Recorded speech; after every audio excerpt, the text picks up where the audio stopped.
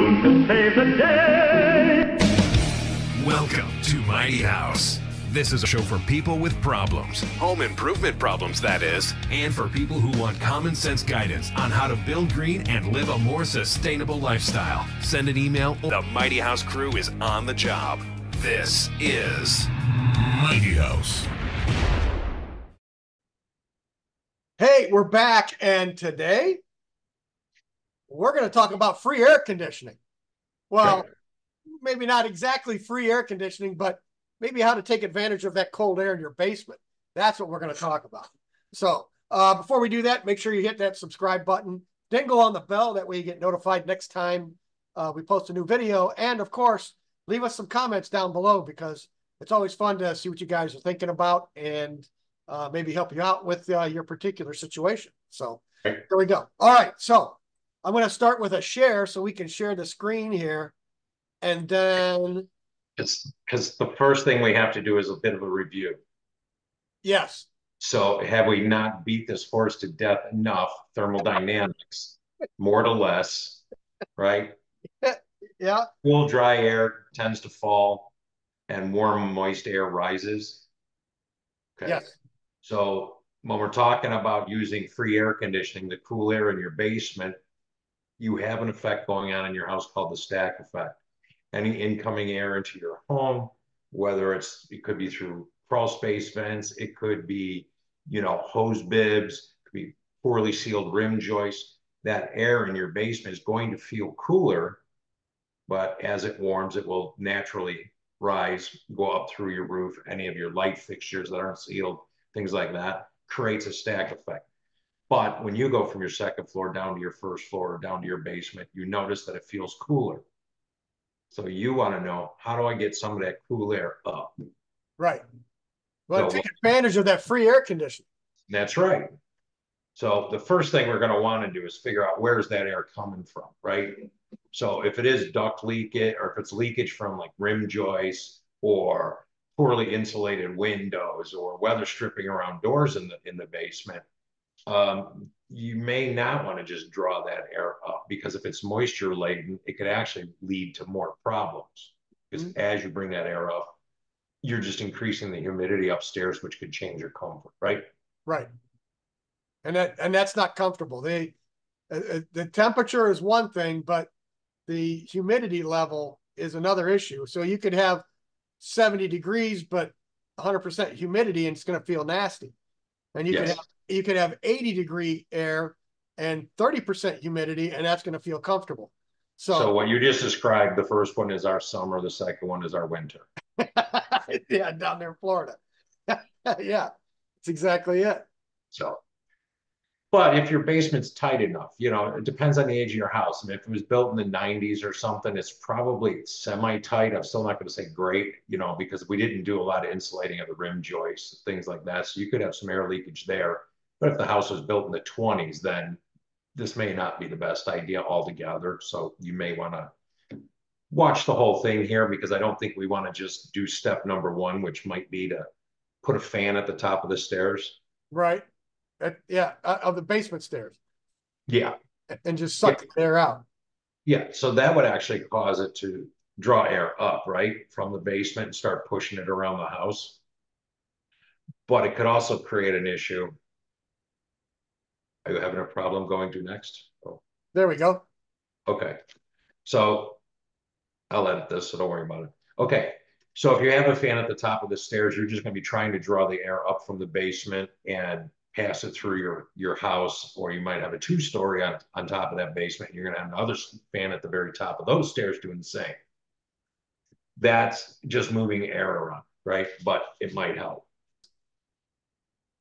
So if you had that at the top of the stairs, you're going to have all this negative air in the basement.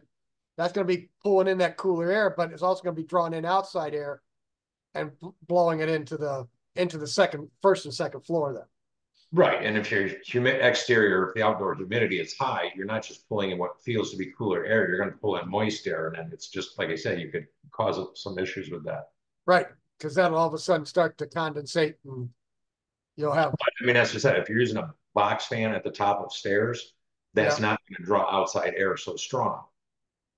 But if we go to a whole house fan, which is pretty common in the northern climate, whole house fan is actually a really nice thing. You know, when you get those nice nights where it's halfway decent outside and you want to crank that whole house fan, it's just going to pull the air up into the attic, which should be vented properly. And it's just going to pull air in from your windows and that. But again, if your basement lower level is not air sealed properly, that may not come through those windows. It may pull it through other areas that maybe you don't want it to pull it from. And one of those key things might be your water heater. Uh-huh. Right? Yeah. You might have a fireplace or something. Of course, if you're trying to get cool air, you probably don't have the fireplace lit. No, but you could still draw all that soot, you know, that air's negative pressure is going to come down through.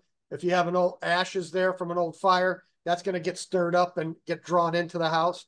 So yeah, you want to make sure that the fireplace is sealed up if you're going to do that. And these were extremely popular in the 50s and 60s.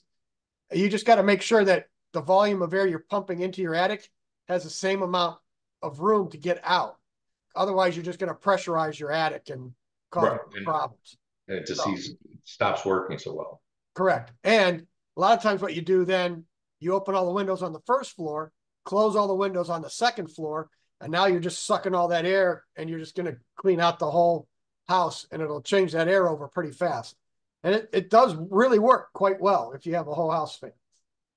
Like I said, just got to watch where the makeup air or the incoming air is coming from. It should be from windows with screens. It should be, you know, otherwise it's going to suck it through bath fans. And like we said, bath fans, water heaters, you know, any of your gas appliances. So. Right. And during the winter, you got to insulate and seal that because now that's a huge heat loss there too. Yep. So you got to think about that when you're putting one in. So another suggestion I've seen out there is to add a fan with some duct work, like maybe just drop an 8-inch duct into your basement and just drop an 8-inch duct into your basement and maybe connect it to one of these babies, which is just a centrifugal fan. And that you could run the ductwork up to, say, the first floor or the second floor. So that way you're just sucking that cool air out of the basement up into the second floor or the floor above. Right. But I don't recommend that. There's a few issues that really go along with this. One is obviously negatively pressuring the basement again, right? You're going to draw your air from the wrong spot.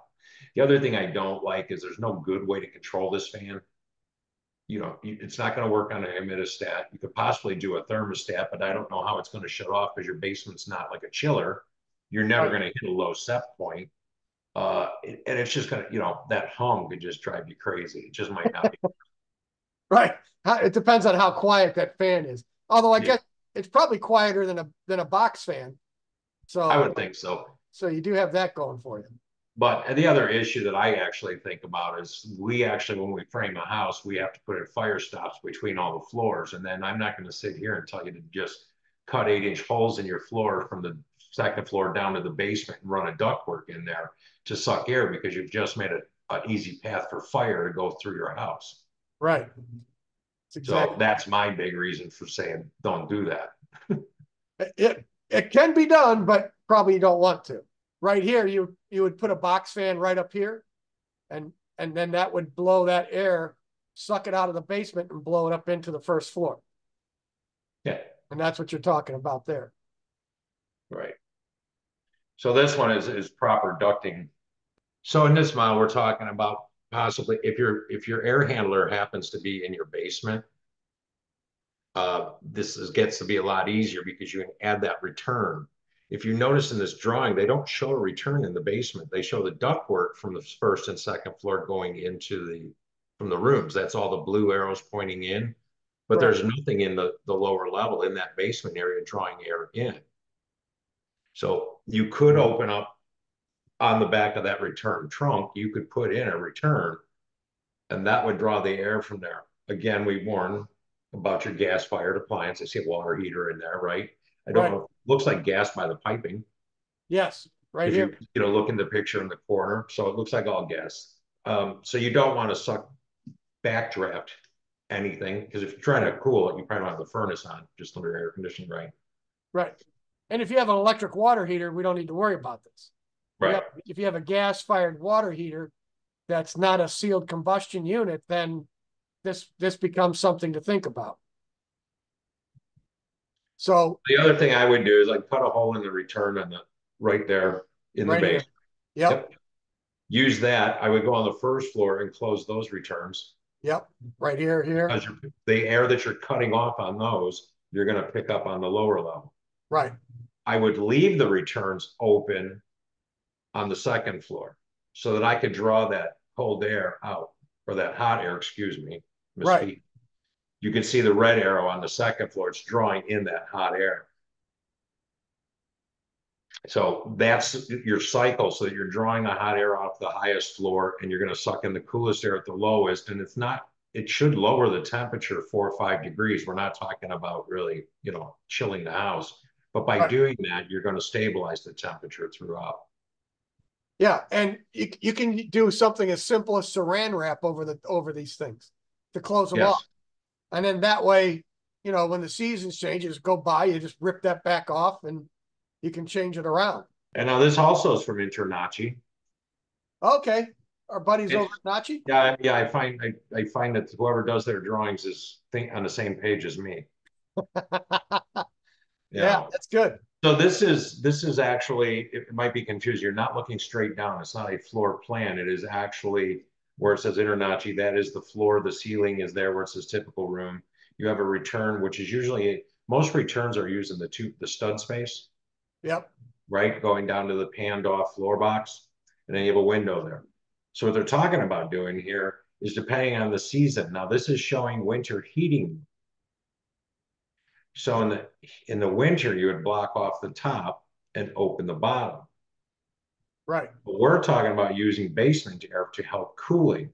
So if that's the case, we want to open that top one, and close the bottom one. So we're drawing the warmest air from the top. So during the summer, you want to suck the hot air off the ceiling and have it go down. And then during the winter, you want to suck the cold air off the floor and keep the heat in the room. So that's why they're doing it. Right. Yeah. I find a little saran wrap just works wonders. So right. So, but bottom line is their best way of doing this, or I think the ultimate best way, is actually by visiting your ductwork and, having somebody balance the system with the return in the lower level in the basement. But there are products out there if we're worried about makeup air. Remember, we don't want to suck it out of the basement. So you're looking for either an ERV or an HRV, a heating recovery ventilator or an energy recovery ventilator. So again, depending on the season, what these are basically mixing boxes.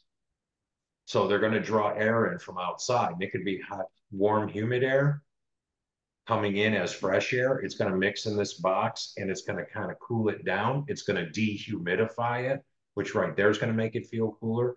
And then it's going to also take that stale air from your house, push it out. And this is how you get air changes in your house in a controlled manner. Right. Now, the downside to these is cost. They tend to run, $3,000 or so, but very effective if you have space in your lower level. This is not just for cooling. You can do it heating or cooling. You put one of these in to bring in your fresh air into your home. It connects to your return air side, and it just pumps your house full of fresh air. But the key is it's dehumidifying it prior to putting it in your system. Right. Your air conditioner basically is a dehumidifier, right? I mean, you got coils in there and it collects moisture. The water goes into the drip pan and out the drain. So it's dehumidifying. But if we're taking outside air with high humidity, you're going to overwork that.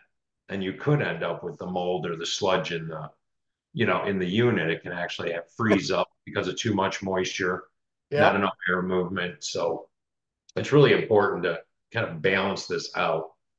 So hopefully that gives you some idea how to get the air out of your basement and use it. But right. So I think if you don't have that return in the basement and you go around on the first floor and you close all those returns and then you go to the second floor, make sure all those returns are open, you're also choking off half the air that should be going through that air exchange. So you could feasibly freeze up your A coil if you don't have enough volume of air going through it. So whatever you're closing off on the first floor, you want to make sure you're making up that amount of air coming in if you're going to draw it from the basement or somewhere else. You just don't want to start closing things off because that could actually choke off the whole AC unit and make it even worse. So balancing that air is fairly important. So yeah, I mean, you can measure the openings that you're closing off. Do the math, you know what I mean? If it's 4 of them and they're 4 by 12s, right? That's 16 by 12. right. Guess what size return you need on the bottom on the air handler, or, you know, on the return side. Yep. You put a 16 by 12 on there and you've now done the math.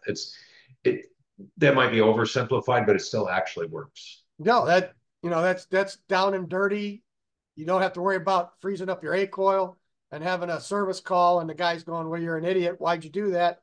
Well, I saw these guys on YouTube told me to do it. So let's talk real quick. Let's talk about these people that maybe live in a condo or, you know, a smaller home where they just throw one main return in. Now what, you know, they don't have this option here.